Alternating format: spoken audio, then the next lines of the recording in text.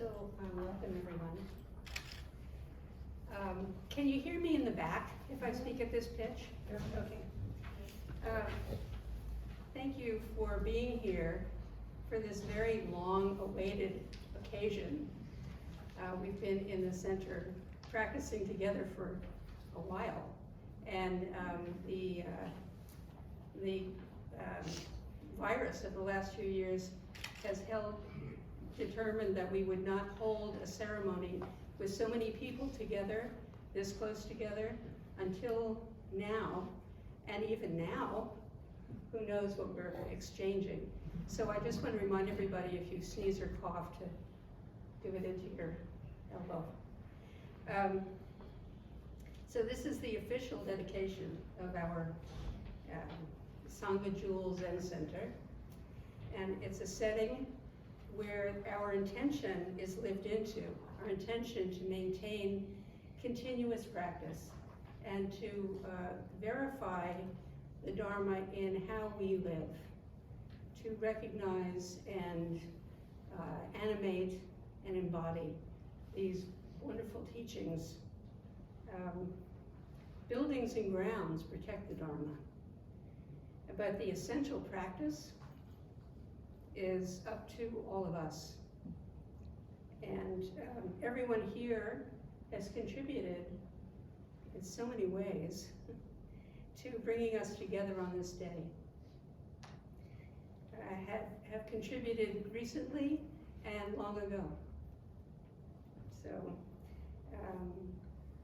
we want to welcome our visitors from Great Vow Zen Monastery and the other teachers who are accompanying us in our journey, who have shared Dharma with us in the past and been guest teachers here.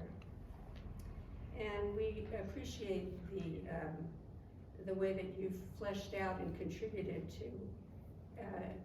your unique Dharma eye to our understanding of the Dharma and how we practice. The practice of everyone here is unique and the same. Your experience, your financial support, your careful tending of the center and the Sangha has led us all to be able to celebrate and dedicate Sangha Zen Center today. So we're going to begin the ceremony now with an offering at the Founder's Altar by our elders, our Sangha elders. I don't see. There she is. Okay. We will be offering incense there, and while we're doing this, please enjoy the stillness and the company and silence of all of your Dharma brothers and sisters and parents, and then we will continue.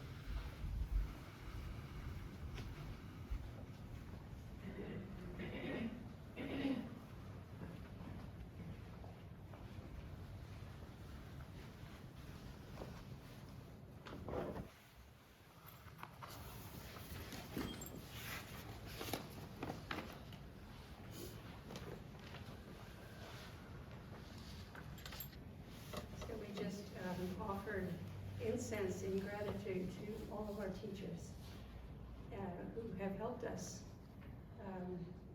in every way in our lives to realize the Dharma and to be able to bring it forth today in how we gather together to appreciate and dedicate our lives to living into our vows, to bringing them alive.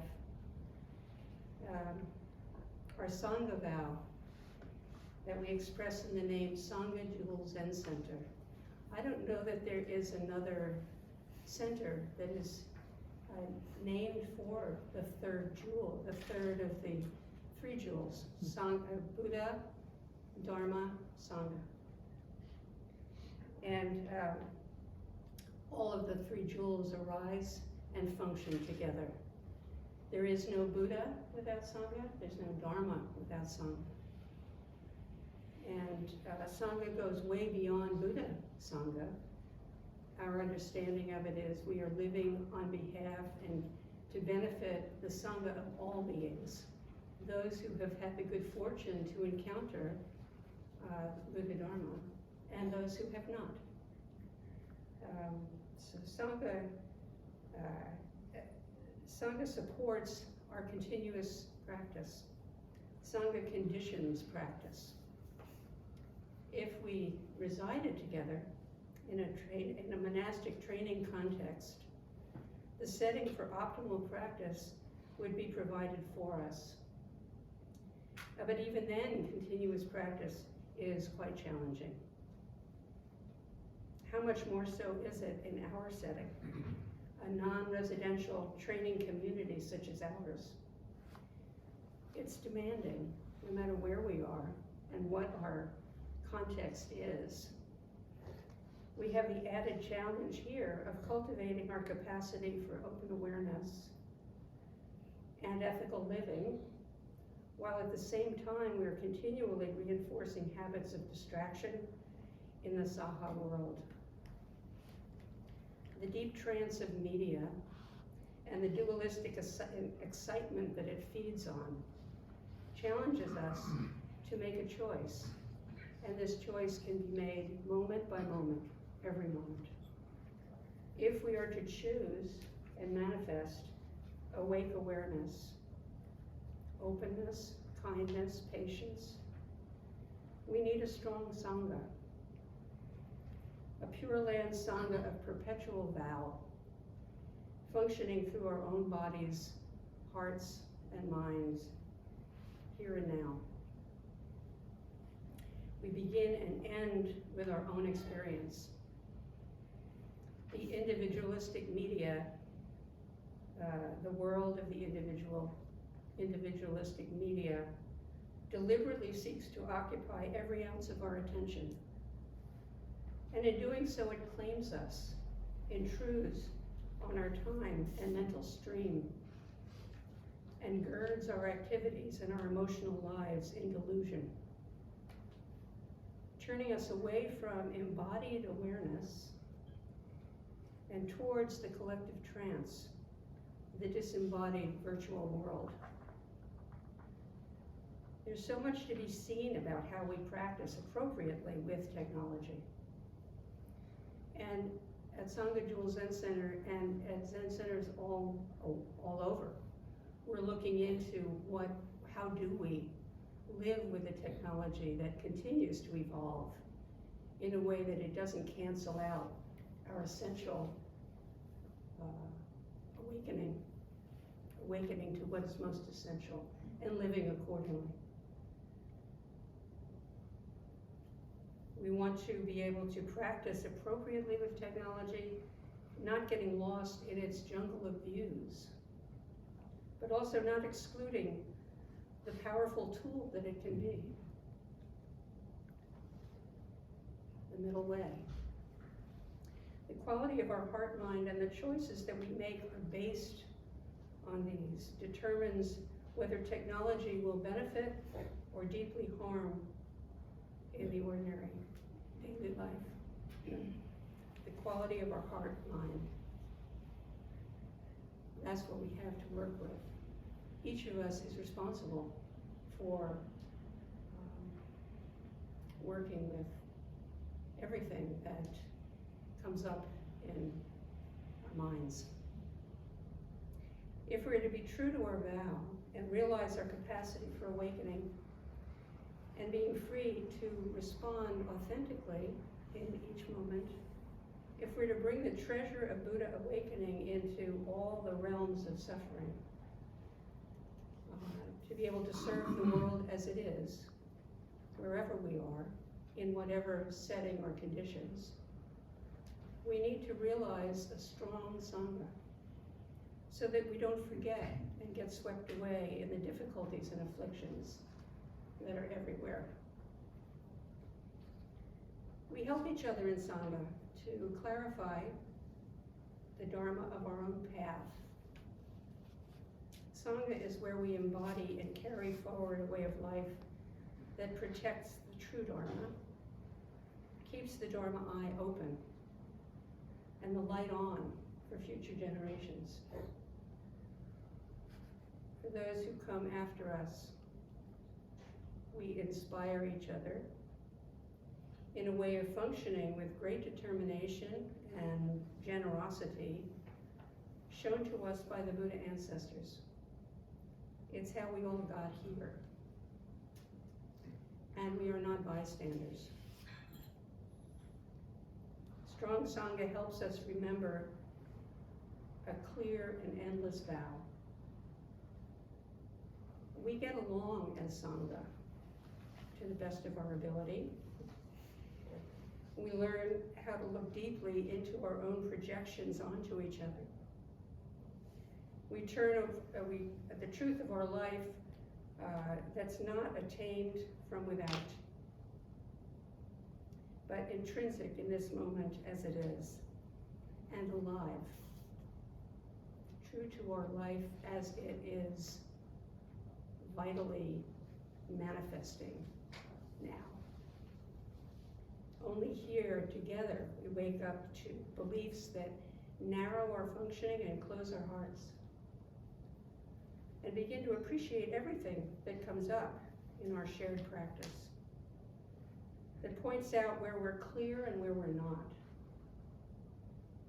so that we can act from clarity as individuals in this Sangha of all beings. We help each other to stay on the seat of Zazen. This method of sitting in stillness and inner silence penetrates the delusion of separation in some very mysterious way, in sustained practice. But the true setting for practice is infinite and constantly unfolding as we go about our days, whether in stillness and silence or in wholehearted activity.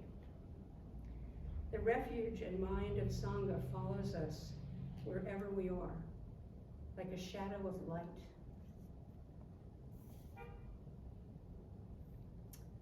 So our job at Sangha Jewel Zen Center is to shine a light on interbeing, everywhere apparent, and to continue to realize and choose how we will live with the conditions of this moment, to choose a vow-powered life for the sake of all of life. To participate in Sangha reminds us to roll in the still center of the great, boundless, and ancient wheel of the Dharma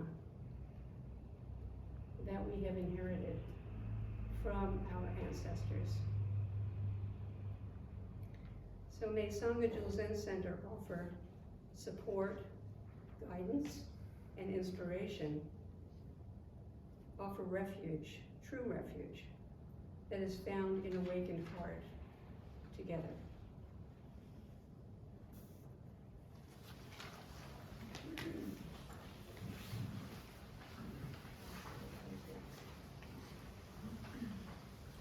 Okay, so now we're going to chant. And you have on the seat the words to the chant of boundless compassion.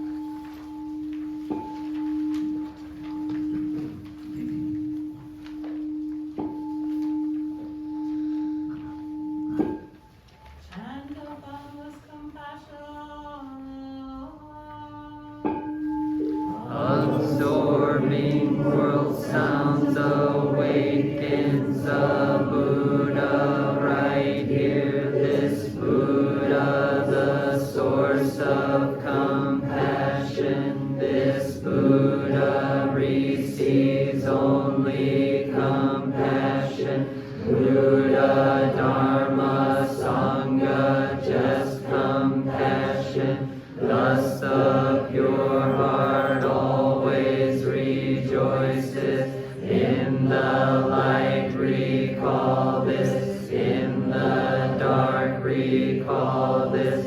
Moment after moment the true heart arises. Time after time there is nothing but this absorbing world sounds awakens a Buddha right here. This Buddha, the source of compassion. This Buddha receives only compassion. Buddha, Dharma, Sangha, just compassion. Thus the pure heart always rejoices. In the light recall this, in the dark recall this. Moment after moment the true heart arises. Time after time there is nothing but this absorbing world sounds awakens a Buddha right here. This Buddha, the source of compassion. This Buddha receives only compassion. Buddha, Dharma, Sangha, just compassion. Thus the pure heart always rejoices. In the light recall this, in the dark recall this. Moment after moment the true heart arises. Time after time there is nothing but this absorbing world sounds awakens a Buddha right here. This Buddha, the source of compassion. This Buddha receives only compassion. Buddha, Dharma, Sangha, just compassion. Thus the pure heart always rejoices. In the light recall this, in the dark recall this. Moment after moment the true heart arises. Time after time there is nothing but this absorbing world sounds awakens a Buddha right here. This Buddha, the source of compassion. This Buddha receives only compassion. Buddha, Dharma, Sangha, just compassion. Thus the pure heart always rejoices. In the light recall this, in the dark recall this. Moment after moment the true heart arises. Time after time there is nothing but this absorbing world sounds awakens a Buddha right here. This Buddha, the source of compassion. This Buddha receives only compassion. Buddha, Dharma, Sangha, just compassion. Thus the pure heart always rejoices. In the light recall this, in the dark recall this. Moment after moment the true heart arises. Time after time there is nothing but this absorbing world sounds awakens a Buddha right here. This Buddha, the source of compassion. This Buddha receives only compassion. Buddha, Dharma, Sangha, just compassion. Thus the pure heart always rejoices. In the light recall this, in the dark recall this. Moment after moment the true heart arises. Time after time there is nothing but this absorbing world sounds awakens a Buddha right here. This Buddha, the source of compassion. This Buddha receives only compassion. Buddha, Dharma, Sangha, just compassion. Thus the pure heart always rejoices. In the light recall this, in the dark recall this. Moment after moment the true heart arises. Time after time there is nothing but this absorbing world sounds awakens a Buddha right here. This Buddha, the source of compassion. This Buddha receives only compassion. Buddha, Dharma, Sangha, just compassion. Thus the pure heart always rejoices. In the light recall this, in the dark recall this. Moment after moment the true heart arises. Time after time there is nothing but this.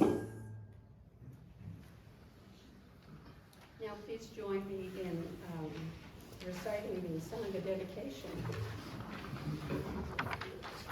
we extend the compassion Passion and wisdom generated in reciting this sutra to health and renewal of Mother Earth and the awakening of all her inhabitants. In Sangha we honor our profound and ungraspable interdependence and the selfless generosity of the natural world. May we uncover together the affections within our stories of suffering, see clearly the nature of greed, hostility, and ignorance, and awakening together with all Buddhas. All Buddhas throughout space and time, all honor ones, Bodhisattvas, Mahasattvas,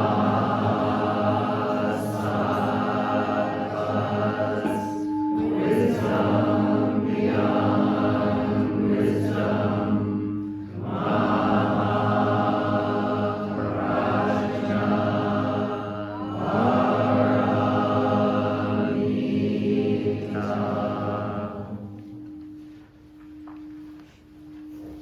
And now, we'd like to invite the founding teachers. In our tradition, the founders are the generation that precedes the people who put the temple together.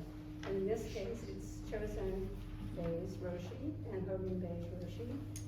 And please join us and share some words with us.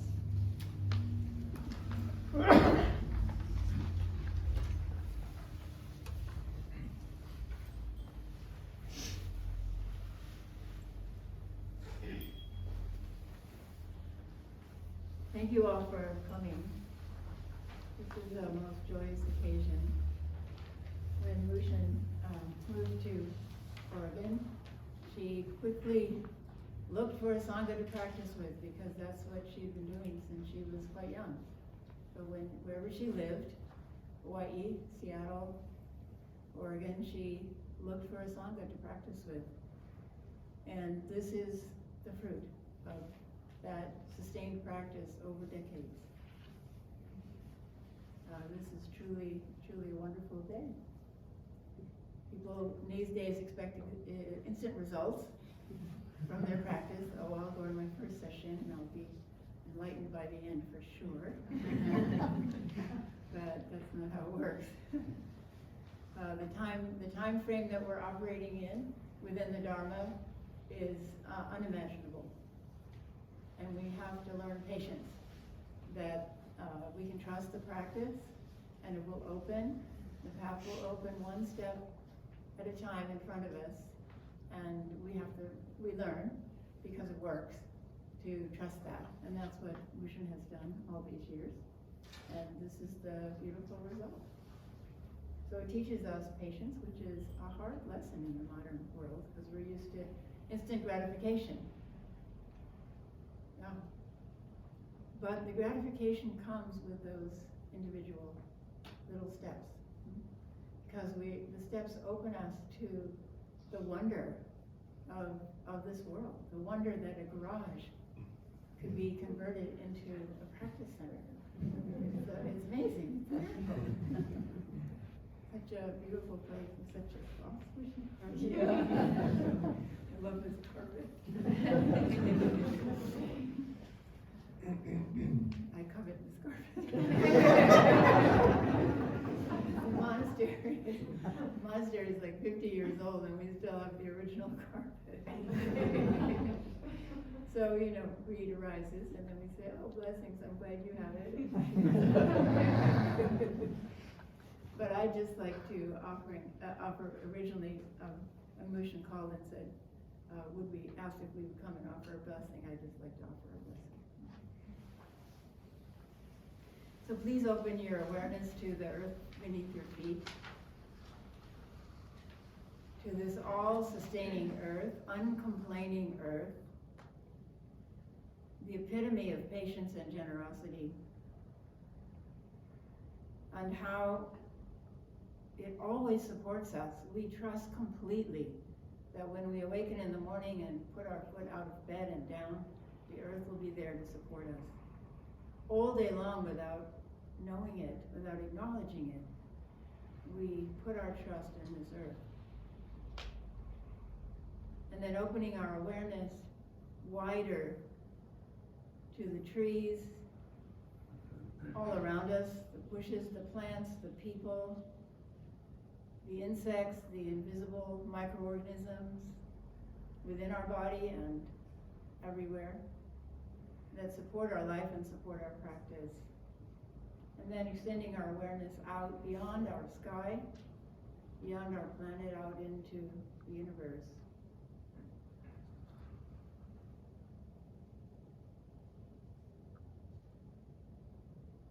We ask that all Buddhas and Bodhisattvas, all awakened beings, all guardian spirits, all wise and holy ones, all of our ancestors aligned, stretching out behind us, continuously supporting our practice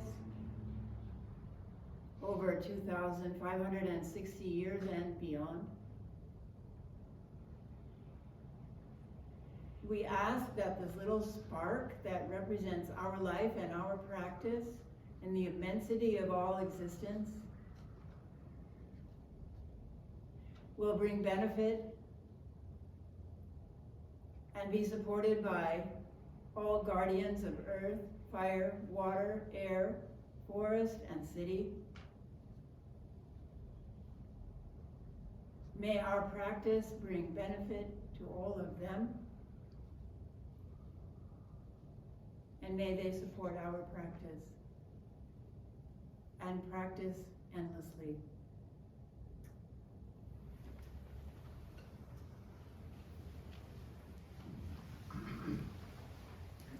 Thank you, Chosen.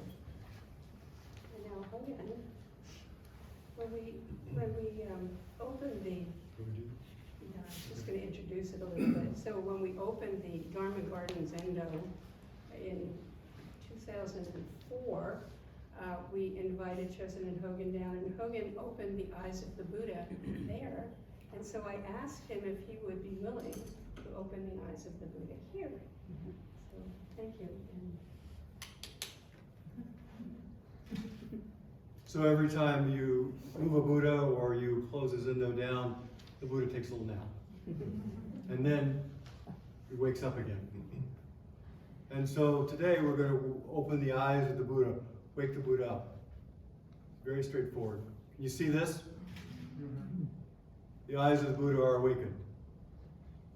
In the night it sees dreams. In the dark, the night it sees dark. In sleep it sees dreams.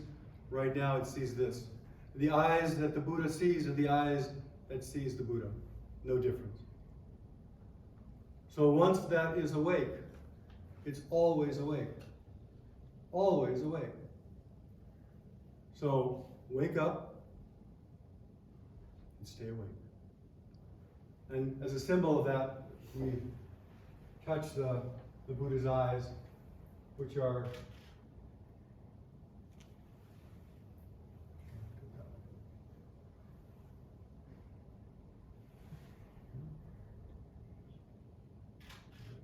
so as it says, don't put ashes in the eyes, but you know, ashes or no ashes, it's okay. So, delighted to be able to be here, delighted to have Mushkins, my charming Dharma baby here. We've been around for so many decades, and all of her Dharma siblings, it's really an honor to be here. The biggest blessing, the only blessing there really is our lives. There is no other blessing. The entire universe comes together with a whole concatenation of causes and conditions to create this. And being awake and being aware of this and being present with this is the highest blessing.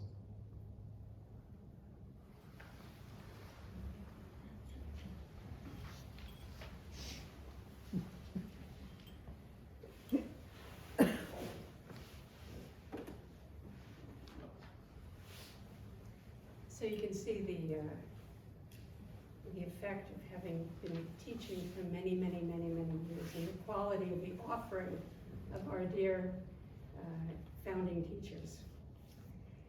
So now what we'd like to do is invite the president of our board, Sogen Borland, to give a few words about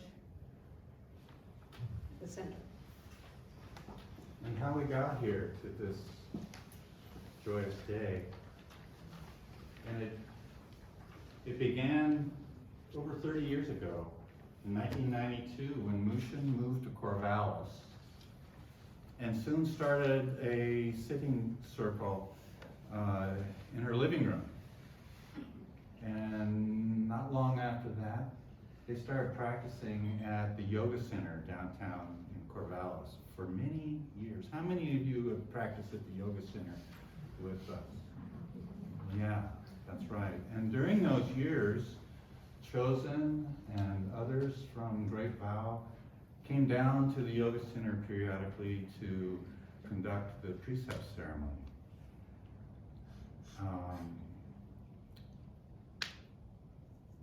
Time goes by, and in 2009, Mushin established the Corvallis Zen Circle as a 501c3 nonprofit corporation, complete with the board of directors. And I think there's some of those original board members here. Raise your hands, please. Stand up.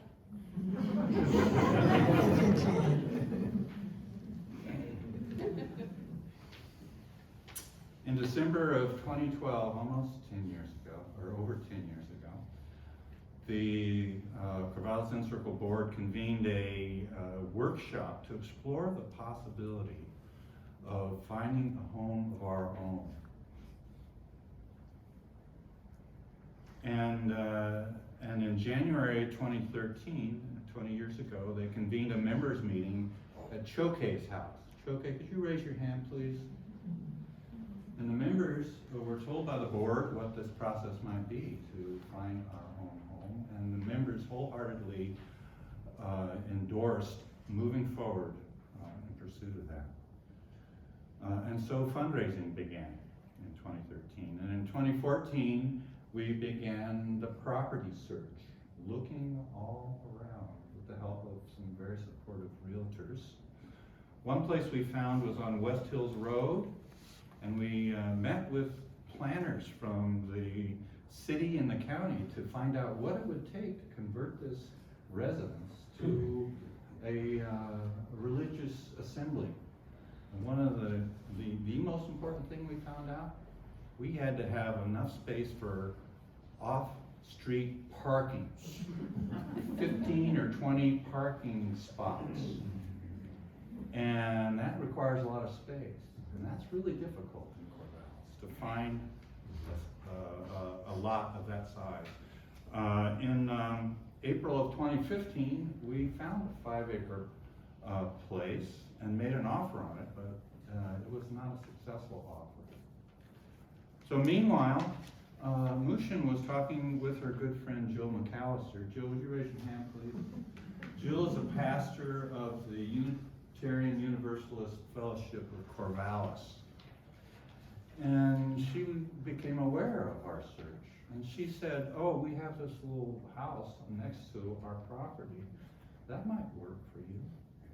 And so in October 2015, we had the first of many meetings with the Unitarians. And they have been the most amazing partners and supporters of our effort in many ways. First of all, they offered to sell this little house to us at very reasonable rates, including carrying the loan. They also offered to grant a parking easement so that we could have our people there, and that was essential as far as the city was concerned. At one point, we had been working with the architects to lay out the footprint of the Zen Center and the Zendo, and we realized that because of the setbacks required, 8-foot setback, the Zendo was going to be long and narrow. And they had a vote of the membership to sell us another 10-foot strip of land right here on the west side of the property, so it could be as expansive a Zendo as we have now. They also made a financial commitment. The city required the sidewalk in front of the Zen Center and the Unitarian through to the corner to be upgraded, the planting strip widened and so forth. And they shared the cost for doing that. So they have been tremendous. Thank you, Jill. In August 2016, we got a purchase agreement in place with the Unitarians with earnest money in an account. In October of 2016, we submitted a change of use application to the Planning Commission to change the use from residential to religious assembly. And a year later, November 2017, they approved that application. So we hadn't purchased the property until we knew that we would be able to use it for religious assembly. So in February 2018, the purchase was completed. It was closed. We bought the place. And in August 2018, we applied for building permits. September 2018, we had a work party to tear down this little garage that Chosen mentioned, which was against that wall over there. 500 square foot garage, two-car garage. And we had a 2-day work party with Sangha members, tearing off the roof and tearing down the walls. How many of you were part of that work party to tear down the garage? Yeah, we tore it down. And then the next month, October 2018, the contractors came in and started remodeling and rebuilding and so forth. January 2019, we had our final inspections. In February, we got permission to occupy. Spring and summer 2019, we started using the rest of the place because this place was only a shell. We didn't have enough money to finish off the Zendo, and one of the very thoughtful building officials suggested we just call it a storage room, storage space, and it was just bare studs. But we used the rest of the place, including what we call the fireplace room. That's now called the Founder's Room, is where we would have our services and sets.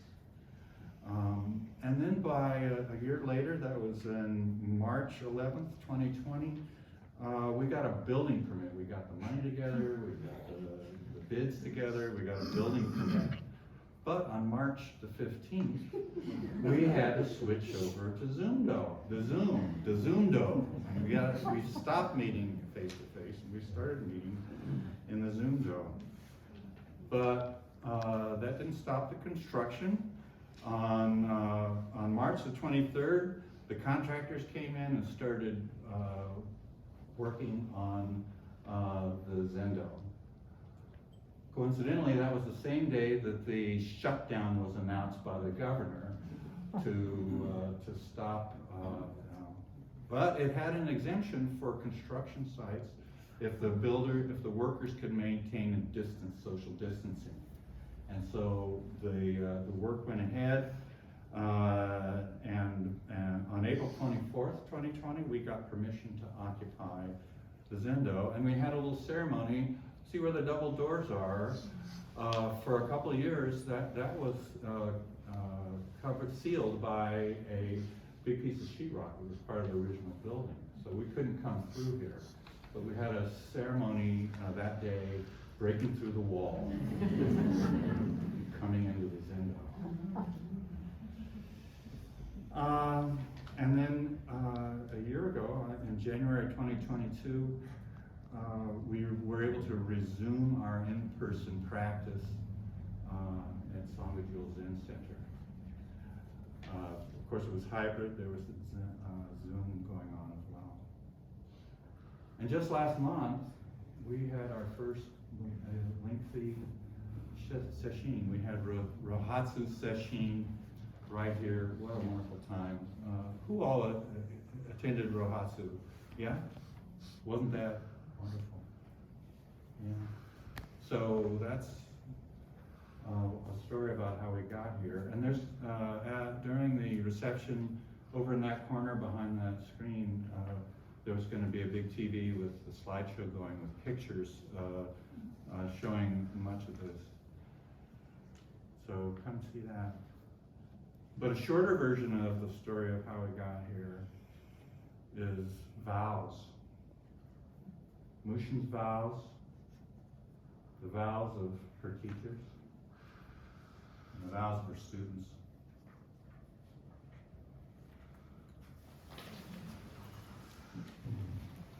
Thanks, Sogen. The reason it was particularly important for Sogen to offer this narrative is because he served as the project manager through all of the kerfluffle, this endless, well, not yet, oh, we need something else, oh, this doesn't quite measure up, oh, we need more money. So thank you so much for all of your sustained effort, great determination. Okay, so now we were going to finish up the ceremony, which we did want to keep fairly short, so it would be something that you could remember with fondness.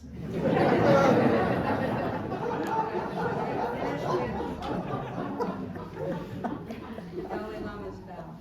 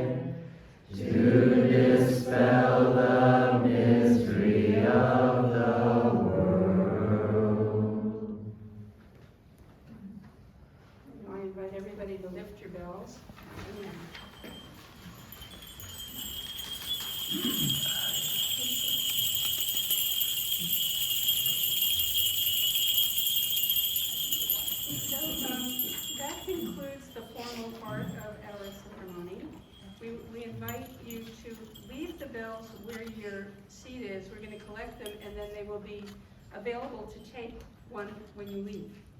On the shoe shelf. The basket will be on the top of the shoe shelf to take when you leave. Okay, but we'll also be able to be there in case you forget where that is. Yeah. So if you want to leave, do so. And we have a lovely, wonderful spread of refreshments out there, put together by our Tenzo, Ellen, and Junyo, Newton, and Seikyo. So, thank you so much for doing that.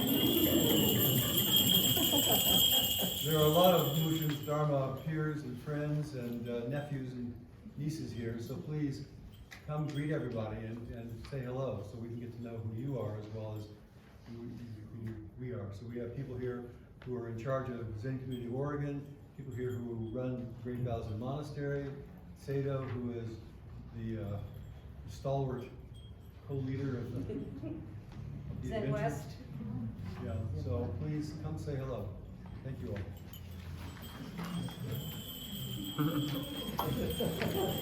We're like at a wedding.